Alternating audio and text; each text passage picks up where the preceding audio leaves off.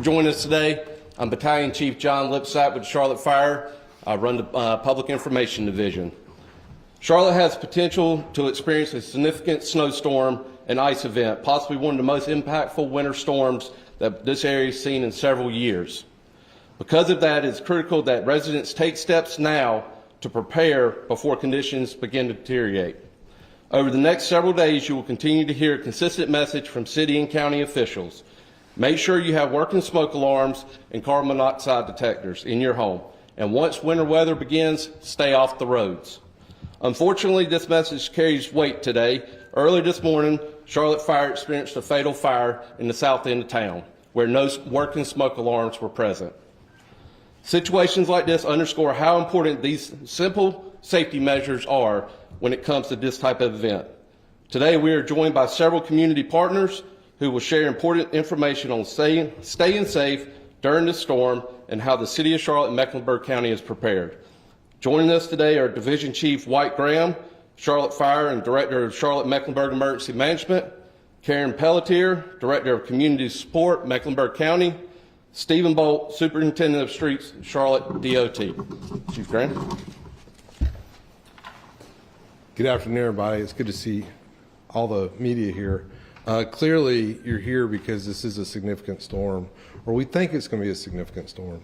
After Helene, we don't take anything for granted. And so when all the meteorologists that we talk to, and there's quite a few of them, have nothing good to say about the storm, and we are very concerned. And so first and foremost, I just want to remind, I really need everybody to understand that starting tomorrow afternoon, we're going to see deteriorating conditions in the Charlotte region across the state of North Carolina, and we need people to stay off the roads. This is going to be a multi-day event. Monday, the roads we expect to be terrible, but Charlotte will be fine. We'll be fine. We just have to get through the next couple days. What we don't want to have is anybody get killed or seriously injured during the storm. And so that's why we're asking everybody to stay home. The other thing to remember, this is not a snowstorm. This is not a storm where you want to go out and play, have your kids outside. We need people to stay off the roads or anywhere near the roads because we have to have our firefighters, our police officers, our paramedics, our nurses, all the key staff that have to go to and from work, that they're able to travel. Also, for those of you that were here in 2002, that was, up until that time, the busiest day the Charlotte Fire Department has ever experienced. So with very serious winter conditions, we're going to see an increase in fires. We're going to see an increase in rescues. We're going to see an increase in emergency services vehicles. And CMPD is well represented here today. And for this storm, we will be working very closely with CMPD, medic, and everybody else. But we have to allow them to do their work. The Emergency Operations Center will activate tomorrow afternoon, Saturday afternoon, based on the current forecast. But to be honest, we've been very busy all week, and all the emergency management staff, along with all of our partners, have been doing just terrific work. A state of emergency has been signed by several of our chief elected officials, and the rest are working to get those signatures. A state of emergency will go into effect tomorrow at noon, and it will open up the emergency operations plan, which is our plan here in Charlotte, Mecklenburg County, on how we bring all of government to bear on our most challenging issues. It will also prohibit price gouging, so I want to make sure that that's out there. Of course, I think the governor also does that, but price gouging is always an issue during storms, and we want to make sure that does not happen. And it will allow us to upstaff our public safety and essential employees. The Mecklenburg County Extreme Cold Weather Plan is also in effect, and warming shelters are open across the county to support residents. Karen Pelletier, our wonderful partner from the county, will be speaking about that next. Charlotte Fire is increasing staffing, as we've already indicated, and we are actively preparing. We are prepared to open shelters along with our partners across the county if needed. Supporting our residents in Mecklenburg County.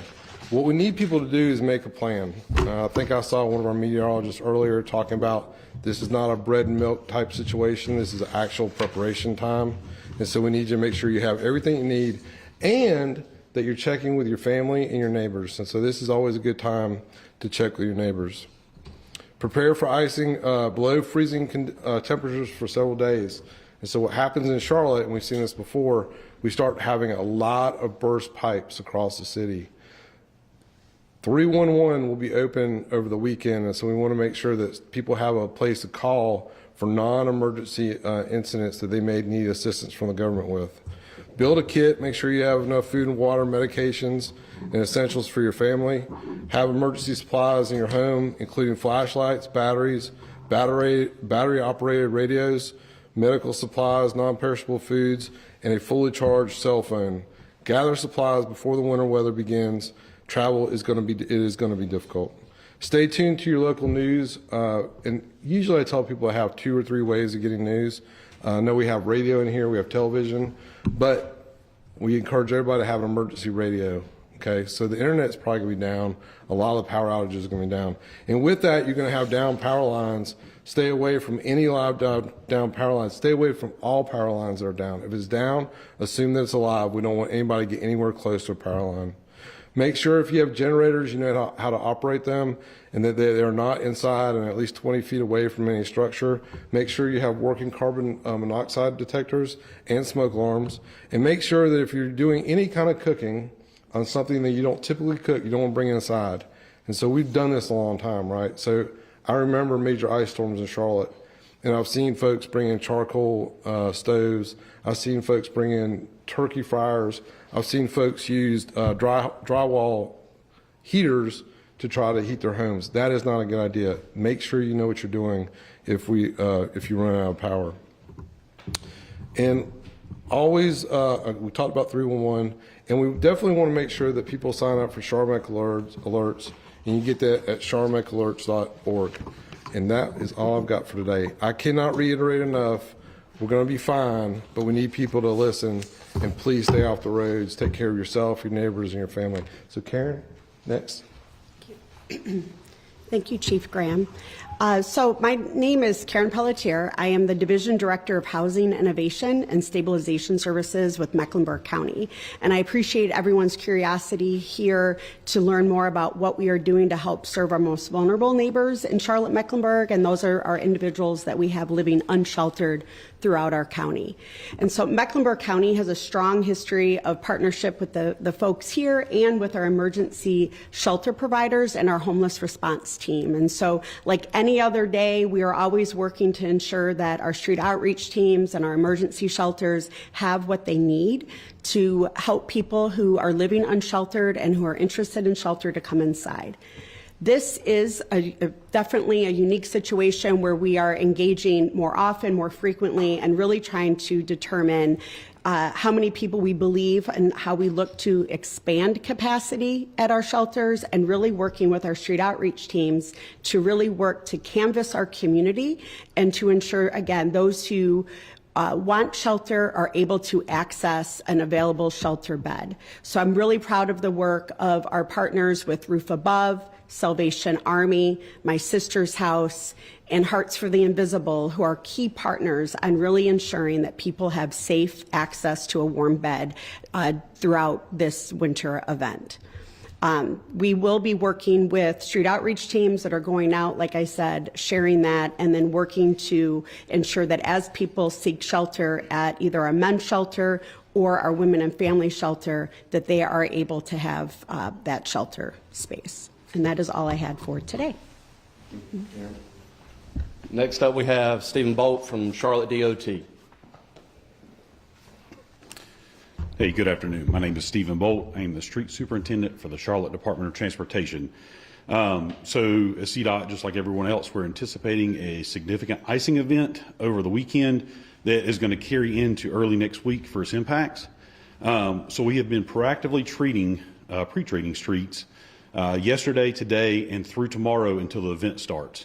So we're doing everything we can to prepare for this on the street side. We are also working in coordination with NCDOT, who are our partners responsible for treating interstates and state routes. At that time that the pre-treatment stops, we will transition into treating and fighting the ice potential that we're seeing. So our crews will come on tomorrow at 7 o'clock in the morning, and they will make that transition in the afternoon to start the process for fighting the ice. We will stay on shift until we have completely removed the ice from our primaries and our collector streets, and then focus on getting into neighborhoods as we can. we ask that the public stays at home and allows us as transportation professionals to do our work and allow the first responders to do their work as well safely and effectively. We have treated almost 1,300 miles with Brian at this point. We're going to continue treating to tomorrow to make sure we get good coverage. You'll see us out there. You'll see NCDOT out there. When we transition to our B condition tomorrow around 1 o'clock, you should anticipate seeing the salt trucks out. We'll start applying material once the liquid starts coming down and start that fight, starting with our priorities. So we rely on a priority system to guide our event. And so priority ones are major thoroughfares, moving down to minor thoroughfares, major collectors, minor collectors such as neighborhood collectors, and then in the neighborhoods. It is a lot of mileage, so we treat about 2,200 lane miles for this event, and it's probably going to take multiple cycles to fight this because it is low temperatures. But we've got our toolbox in place and we're ready to respond. Our crews are also creating extra signal assemblies so that we can be prepared if this ice comes, because it's one of our biggest concerns is that not only that our infrastructure and the ice will combat each other and potentially fail from the weight, but also all the trees that we're dealing with in Tree City are going to potentially create issues and take out our signal infrastructure. I can't stress enough, please stay home if you can. But if you have to go out, if you encounter a dark signal, understand that is a always stop condition. Please take your time, be safe. You also, please call 911 for any down lines. Don't try to cross them. Don't try to go under them. Don't approach them. You should anticipate that it is an extreme danger and stay back and call the proper authorities. They will respond. We will respond. We can't come out until that power has been safely removed. And so once that's done, we'll come restore our signals. We've got crews on call for that, so we are ready and willing to jump into action. So thank you. Thank you, Stephen. Thank you for joining us today, and thank you to our community partners for being here and sharing this important information. Charlotte is prepared, but preparation doesn't stop with the city. The time is now to act before the storm arrives. Taking steps today can make a real difference in keeping yourself, your family, and your neighbors safe. Please take a moment to check your smoke alarms and carbon monoxide alarms and make sure they are working. These devices save lives. We'll now open the floor for any questions of any member up here. This is from somebody at our station at WCNC Charlotte, another reporter, but we did want to ask for anybody that was here during the 2022 ice storm. The city records show that was the most devastating weather event of the last 25 years when it came to property damage costs. What's the extent of that property damage, and what was the biggest concerns when it comes to the storm that we're looking at this weekend?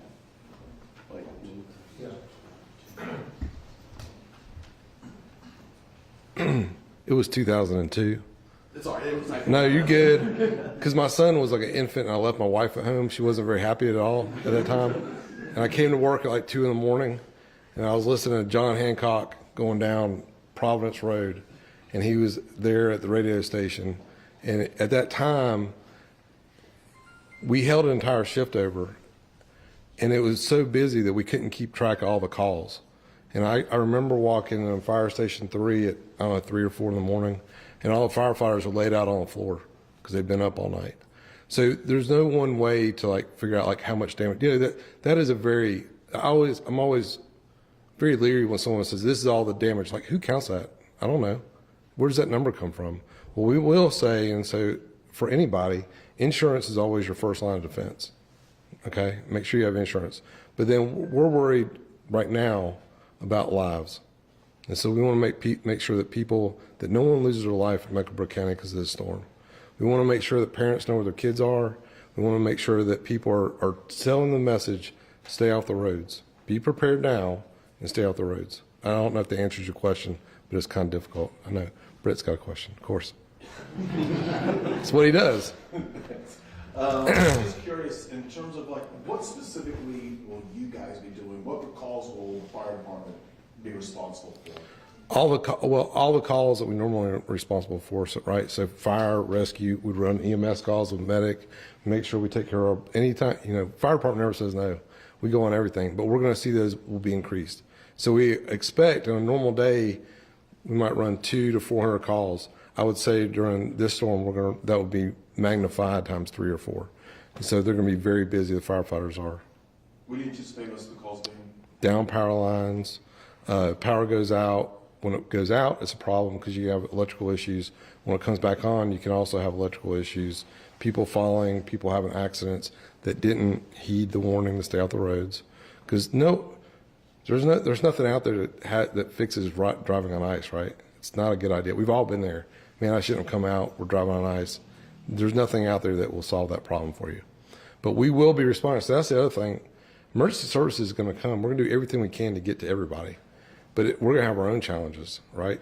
So all of our police cars, our ambulances, our fire trucks, we are mission first. We're coming as soon as we can get there. We're not going to stop. We're going to go to that emergency call. Just keep that in mind. So, but we're also putting our own folks at risk. This is a risky job. If you work in emergency services, this is not a Walt Disney World. You didn't sign up for that. So, but yeah, we're coming. Take me back to 2002. What lessons did you all learn from that event, and what improvements have been made since then? So, I don't want to. I was a rookie firefighter. I was having a blast. We went to all kinds of stuff. But in all honesty, Charlotte, Mecklenburg County, we have a culture of preparedness here.